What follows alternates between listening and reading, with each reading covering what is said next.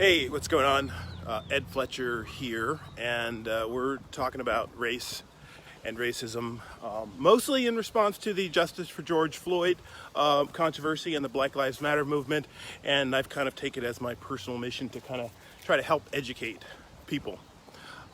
Today, I wanted to, tackle the tough subject of racism and share a personal story and invite you to share your stories. And for a lot of you, this will be maybe it's tough medicine or something you don't want to see, but this is the path we're on right now. This is the tough medicine America needs, and we need to have these conversations. I grew up in Orangevale, California, kind of quasi-rural area of Sacramento County, and for the most part, things were good. A lot of friends did well in the community, but as I've noted before, there were a few times the N-word did come out. But largely, I didn't fear for my life at any point on a playground because a kid called me an N-word. I did feel like a second-class citizen, and it can destroy you emotionally, but I never feared for my life at any of those points. I did fear for my life at a different time, and it was in California. Growing up, I worked at a Boy Scout Camp Winton, up Highway 88. And as you know, once you get out of urban areas of Sacramento, the race relations takes a turn for the worst. And this area was particularly bad. The Boy Scout camp was an oasis, but across the lake was a different story. And the staff here at this camp, once a week we would get an opportunity to go across the lake to the resort and to be able to have a soda there, or if you're old enough, even a beer, or basically decompress from having to deal with being at a Boy Scout camp all summer. So we really enjoyed that time to spend at the resort, but it was not always friendly to me. And in this particular time, I was at the resort with two other staffers. I think we were probably out of uniform and sitting at a picnic table. I started to hear some murmuring from a guy I guess I would describe as a lumberjack Bubba, sitting near me at a picnic table. And he said a few other things, and I started to get scared, and the group of we got up and walked away. And he basically said, "Yeah, you better run, nigger." And he pulled his knife and basically showed me his 8-inch hunting knife. I'm 14 or 15 at the time, and we scampered away and basically called the resort to send us a boat to come pick us up, and we tried to avoid that guy for the rest of the time. So yes, our 3 15-year-olds hiding from an adult male, brandishing a knife. That to me was the time I most felt fear for my life in a racist situation. But most of the time, it's not that obvious.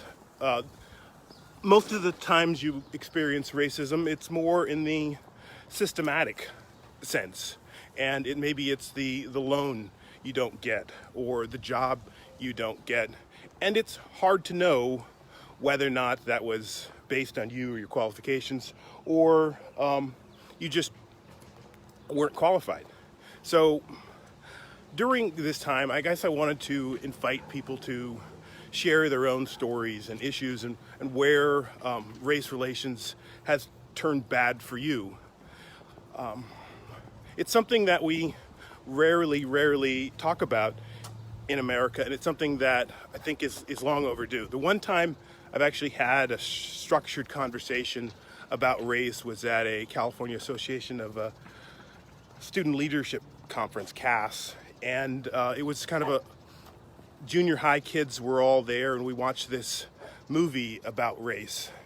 maybe like one of those little 15-minute films that sort of played out some of the problems, and we were invited to come back and have a discussion and talk about how race has impacted our lives, and times that we felt like we were other, or times that we felt scared, or examine your own feelings.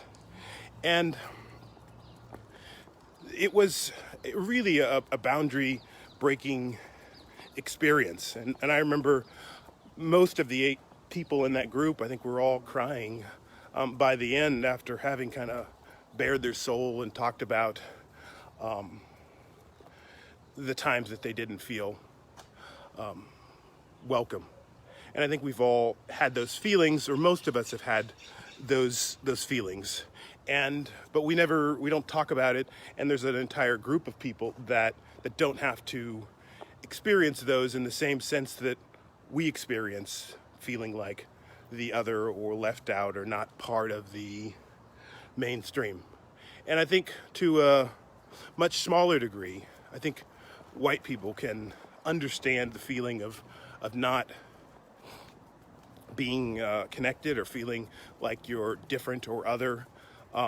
So I think that may be kind of the point at which we start to bring ourselves together and have these uncomfortable conversations about race and class and fitting into society and the systems that have systemically made us unequal.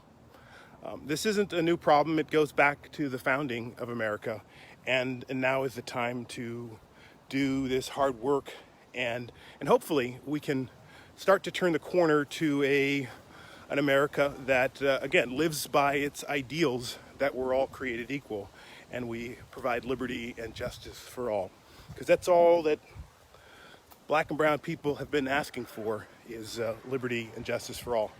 Okay, with that, I'm going to sign off. Later today, I'm going to be doing a video talking about policing policies with Andy Furillo. Andy covered the courts for the Sacramento Bee for a good long time. Very connected guy, has written 3 books, and we're going to talk about policing the police and where some of these past efforts to reform police have gone wrong. So look for that at 3 o'clock today, and I appreciate you following me and checking this out. I'm on Patreon if you want to support me. Ed Fletcher, on Twitter at NewsFletch, and Instagram at PerpetualF. Thanks a lot.